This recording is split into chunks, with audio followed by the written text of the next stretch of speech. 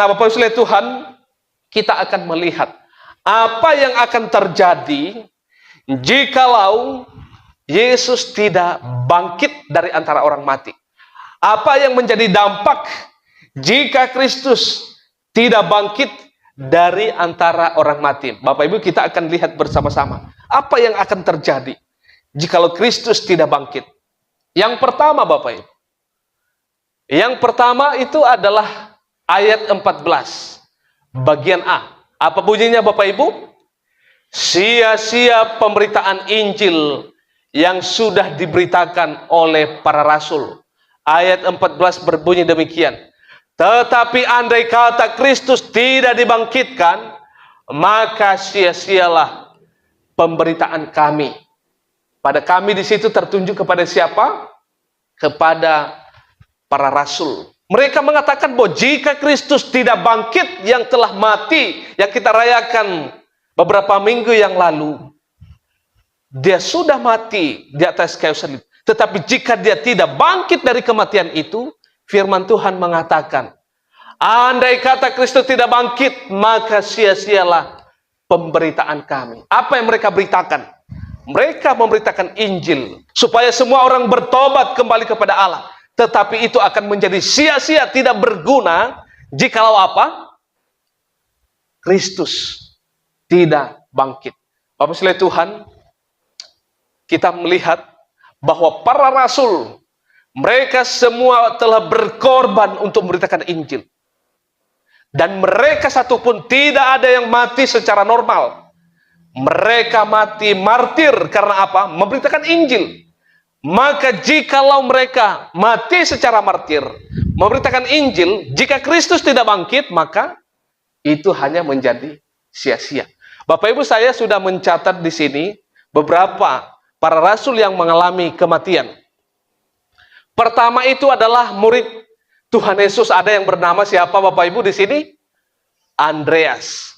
Andreas itu adalah dia mati disalibkan bentuk X. Jadi Bapak Ibu, bentuk X itu seperti gini. Murid Tuhan Yesus salah satunya adalah Andreas. Dia mati disalibkan bentuk X di Yunani. Itu yang pertama.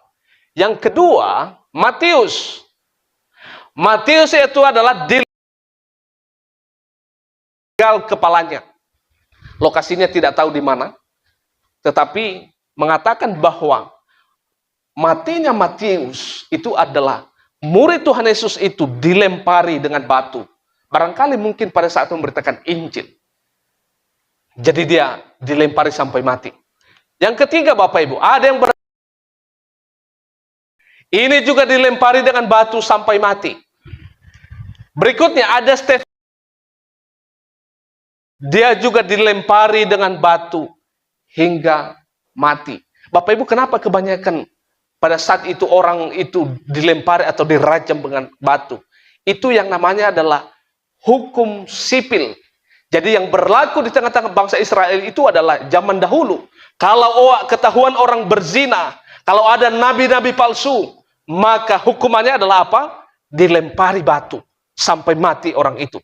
Makanya kebanyakan di sini adalah selain ditembak, disalib, dan juga dilempari batu. Karena itu adalah hukum yang berlaku di tengah-tengah Israel pada zaman itu.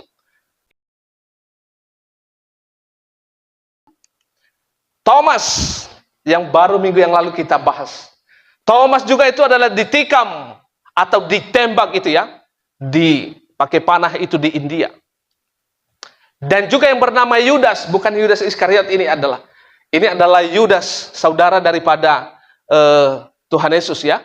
Yudas dihukum mati dengan panah ya. Berikutnya, Bapak Ibu, murid Tuhan Yesus yang berikutnya, Petrus. Petrus itu adalah disalibkan terbalik. Bapak Ibu tahu ya, bayangkan bagaimana orang disalibkan terbalik. Itu juga mati. Disalibkan terbalik. Yang berikutnya adalah Yakobus, dihukum cambuk hingga mati. Ini adalah murid Tuhan. Murid Tuhan Yesus yang bernama Markus, dia mati setelah ditarik oleh kuda di sepanjang jalan di Alexandria. Jadi dia mati ditarik di sepanjang jalan, ditarik oleh kuda. Yang berikutnya yang bernama Lukas, itu juga dihukum mati di Yunani. Dan Bartolomeus itu dipukuli hingga mati di Turki. Dan yang terakhir bernama siapa? Rasul Paulus. Rasul Paulus itu juga mati dipenggal kepalanya oleh Nero di Roma. Bapak Ibu sekalian Tuhan, apa yang terjadi? Andai kata jika Kristus tidak dibangkitkan, maka sia-sia pemberitaan Injil yang telah dilakukan oleh para rasul. Bagaimana mereka semua mati martir, itu sia-sia. Maka Bapak Ibu sekalian Tuhan, ini sesuatu hal yang penting yang perlu kita pahami jika Kristus tidak bangkit dari kematian itu sendiri. Nah, itu yang pertama Bapak Ibu, dampak jika Kristus tidak dibangkitkan dari antara orang mati. Yang kedua, bukan saja hanya Yesus mati, tetapi dia telah lahir dan juga dianiaya mati di atas kayu salib, bangkit pada hari yang ketiga, dia menampakkan diri, dan sebentar lagi kita merayakan bagaimana dia naik ke surga, dan habis itu turunlah Roh Kudus di hari Pentakosta. Teman-teman silakan ikuti media sosial ini dan jangan lupa untuk like, komen, dan bagikan tayangan ini supaya menjadi informasi bermanfaat bagi teman-teman di luar sana yang belum mengetahui hal ini. Salam sehat, tetap semangat, Tuhan Yesus memberkati kita semuanya.